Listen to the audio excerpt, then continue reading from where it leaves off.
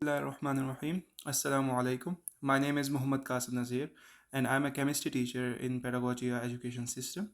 आज हम डिस्कस करेंगे केमिस्ट्री 10th क्लास का पेपर जो आज फेडरल बोर्ड का हुआ है और उसकी आंसर की को हम डिस्कस करेंगे mainly. So let's start with the MCQs. The first MCQ is which of the following can behave as both acid and base. तो आपको पता है कि water being amphoteric substance it can behave like both acid and base. Next चीज है the correct equilibrium constant expression for 2A plus B give you 3C. तो इसमें आप देख सकते हैं कि प्रोडक्ट जो C है it should be on the top और उसका जो कोफिशिएंट 3 है it should be the power. So delta option is the right one. Product should be on the top and reactants must be in the bottom. Next one is which gas is widely used for welding and cutting metals. So oxyacetylene welding में acetylene gas जो है वो use होती है. Next is identify the Arrhenius base. तो NaOH क्योंकि water में OH negative ions produce करती है इसलिए ये बेस है. Halogenation of methane in diffuse sunlight. देखिए डिफ्यूज सनलाइट में बाकी सब बनते हैं क्लोरोमीथेन, डाइक्लोरोमीथेन, ट्राइक्लोरोमीथेन, टेट्राक्लोरोमीथेन. सिर्फ कार्बन ब्लैक जो है ये डायरेक्ट सनलाइट में बनता है. प्रोटीन्स किस लिए एसेंशियल होते हैं? प्रोटोप्लाज्म यानी कि most of our cell is made up of proteins. Okay. Next is के concentration of reactants and products in mole per DM cube in a dilute solution. ये एक्टिव मास की definition है law of mass section के अंदर. Gases का जो envelope है वो एटमॉस्फेयर कहलाता है. बहुत इजी क्वेश्चंस हैं. विच of the following is an air प्लूटेंट. तो बाकी सब नॉर्मली एयर में मौजूद होते हैं. NO2 जो है ये एज अ प्लूटेंट एयर में आता है.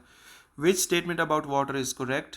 बहुत ईजी क्वेश्चन है कि वाटर 100 पे बॉयल करता है और वो प्रोसेस जिसमें मिनरल और गैंग को अलग किया जाता है उसको कंसंट्रेशन ऑफ ओर कहते हैं. Beta option.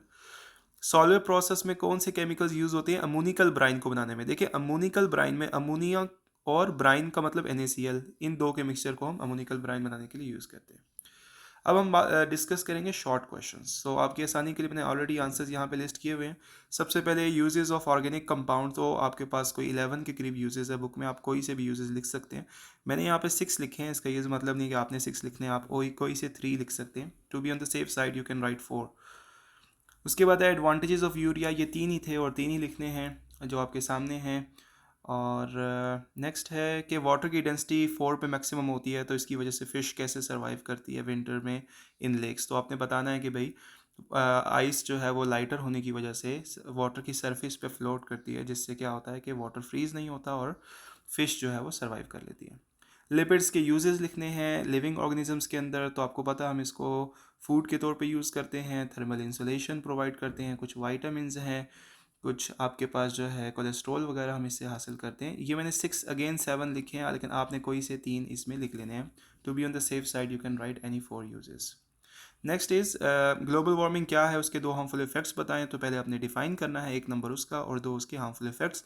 Again any 2 will be enough. इसके साथ चॉइस थी आपके पास. होमोलॉगस सीरीज़ क्या होती है एक एग्जांपल दें तो आपने डेफिनेशन लिखनी है और कोई भी सूटेबल एक एग्जांपल देनी है जिसमें CH2 का फ़र्क आ रहा हो. तो आंसर्स आपके सामने हैं. Classify Lewis acid and base 6 चीज़ें थी जिनको आइडेंटिफाई करना था. 0.5 मार्क्स थे फॉर ईच.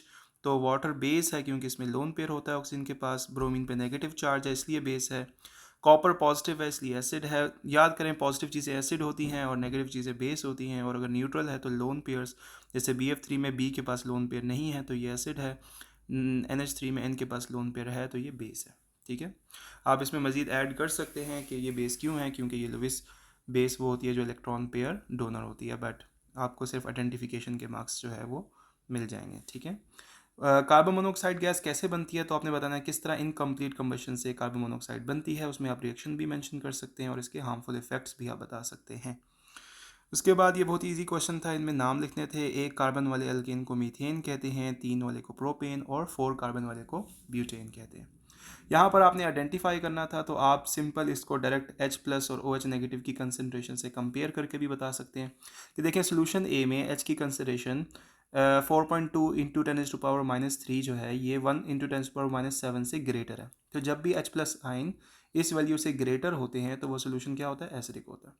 और जब OH आइंस इस वैल्यू से ज़्यादा होते हैं 10⁻⁷ से तो वो सोल्यूशन क्या हो जाता है? बेसिक हो जाता है. तो फर्स्ट और लास्ट एसिडिक है. मिड वाला जो है वो बेसिक है. इसमें बस आपने यही रीजनिंग लिखनी थी. State necessary conditions for chemical equilibrium, वही है कि कंसंट्रेशन, टेम्परेचर, प्रेशर, ये सब क्या होना चाहिए, कांस्टेंट होना चाहिए। फ्लोशीट डायग्राम जो आपकी बुक में है यूरिया से रिलेटेड वो आपने बता देनी थी। नेक्स्ट क्वेश्चन इज़ कि फंक्शनल ग्रुप को आइडेंटिफाई करना था। आप बेशक इनके ओपन स्ट्रक्चर जो है वो ड्रॉ कर लेते तो उससे आपको ज़्यादा हेल्प मिल जाती। यहाँ पर आप देख सकते हैं कि इसका ओपन स्ट्रक्चर जो है वो क्या होगा, मैं आपको बता देता हूँ। इसको ओपनली अगर आप ड्रॉ करें CH3 C double bond O and CH3, तो ये क्लियरली एक कीटोन है, जबकि दूसरे वाला जो है वो कार्बोक्सिलिक एसिड है, ना सॉरी एस्टर है, क्योंकि ये कंडेंस फॉर्म में लिखे हुए हैं तो बच्चे अक्सर कंफ्यूज हो जाते हैं। आपने कंफ्यूज नहीं होना, ठीक है। अच्छा जी, उसके बाद नेक्स्ट चीज़ हमारे पास क्या आ जाती है, नेक्स्ट चीज़ की तरफ अगर हम जाएं तो हमारे पास आ जाता है right forward and reverse reaction for the given reaction. इंतहाई आसान, ये आपके पास जो है वो ओवरऑल रिएक्शन था, आपने इसका पहले फॉरवर्ड लिखा और फिर रिवर्स लिखा, फिर फॉरवर्ड और reverse, this is the answer. उसके बाद था derive expression for equilibrium constant. अब डेराइव करना और राइट करना इज़ डिफरेंट। अब पेपर में उन्होंने डेराइव कह दिया तो आपने पूरा जो डेरिवेशन थी वो करनी थी, शॉर्ट शॉर्ट कर लेते जिस तरह मैंने आपको की हुई है यहाँ पे। पहले रेट ऑफ फॉरवर्ड रिएक्शन का एक्सप्रेशन लिखते, फिर रिवर्स का, फिर दोनों को बराबर करते और केसी का एक्सप्रेशन आ जाता। और फिर आपने इसके यूनिट्स भी फाइंड करने हैं, तो 1.5 मार्क्स आपके डेरिवेशन के हो जाएंगे, या 2 मार्क्स चले डेरिवेशन के हो जाएंगे और 1 मार्क्स आपके यूनिट्स के हो जाएंगे। यूनिट्स आपको पता है कैसे फाइंड करते हैं, ये इसका आंसर आता है। उसके बाद नेक्स्ट है जी सॉल्वे प्रोसेस जो है वो क्या होता है, उसके बारे में बताएं। तो आपने बता दिया सॉल्व प्रोसेस में सिर्फ आपने कार्बोनेशन वाले स्टेप के बारे में बताना है और अमोनिया रिकवरी वाले प्रोसेस के बारे में बताना है। तो ये दोनों प्रोसेस विद रिएक्शंस आपने बता देने, 1.5 मार्क्स फॉर ईच। उसके बाद टेट्राक्लोरोमीथेन बना के दिखाएं, तो इसमें ये इथाइन लिया आपने, उसमें पहले क्लोरीन ऐड किया तो डाइक्लोरोइथीन बन गया, फिर क्लोरीन ऐड किया तो आपके पास क्या बन गया, tetrachloroethane. Write any 2 harmful effects of industrial waste, तो बताना है कि ये हैवी मेटल्स होते हैं जो हेल्थ प्रॉब्लम्स कॉज करते हैं, ये सारे हेल्थ प्रॉब्लम्स आपने लिख देने हैं। उसके बाद है जी राइट बैलेंस न्यूट्रलाइजेशन रिएक्शन, तो इसमें आपको मैं बता दूं कि आपने बताना है कि किस तरह पहले फास्फोरिक एसिड जब पहली दफ़ा रिएक्ट करेगा तो एक हाइड्रोजन रिप्लेस हो जाएगा, NaH2PO3 बन जाएगा, फिर अगली दफ़ा एक और हाइड्रोजन सोडियम से रिप्लेस हो जाएगा और लास्ट में तीसरा भी रिप्लेस हो जाएगा। ये 3 रिएक्शंस के आपको 3 मार्क्स जो है मिलने थे, ठीक है। ट्रोपोस्फेयर में 80% ऑफ द मास क्यों होता है, पहले बताना है। ट्रोपोस्फेयर फर्स्ट लेयर होती है और फिर इसमें 75 to 80% गैसेज होती हैं, क्योंकि तमाम ऑर्गेनिजम्स इसी लेयर में रहते हैं और क्लाउड्स भी यहीं बनते हैं। और इम्पोर्टेंस बता देनी है कि इसमें इसलिए ज़्यादातर जो है वो गैसेज मौजूद होती हैं अर्थ के क्लोजेस्ट लेयर होने की वजह से।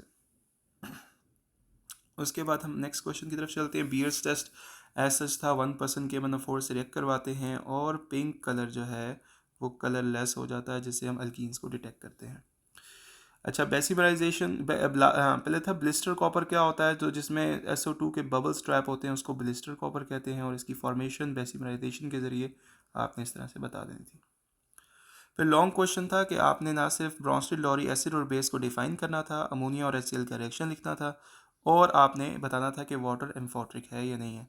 तो आपने ये रिएक्शन लिख दी है, मैं आपको ज़रा जूम करके दिखा देता हूँ कि आपने अमोनिया और HCl का रिएक्शन करके बताया कि कौन एसिड और कौन बेस है और क्यों।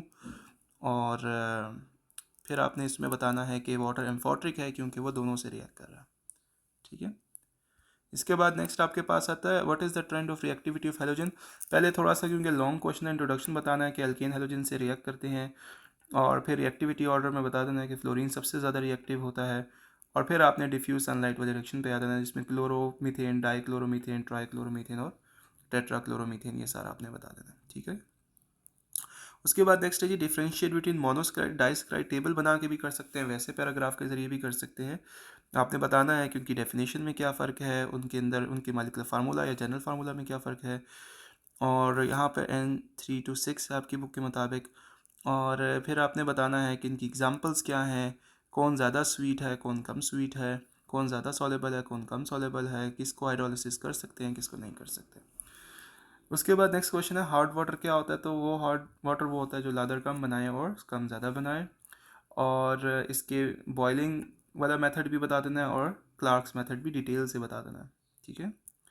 ओजोन होल के वाले डिफ़ाइन करना है कि जहाँ पे ओजोन की अमाउंट कम हो जाती है, ये नहीं कहना कि ओजोन बिल्कुल ख़त्म हो जाता है। और फिर आपने ओजोन डिप्लीशन के रिएक्शंस और डिस्क्रिप्शन सारा फ्री रेडिकल मैकेनिज्म के थ्रू एक्सप्लेन कर देना।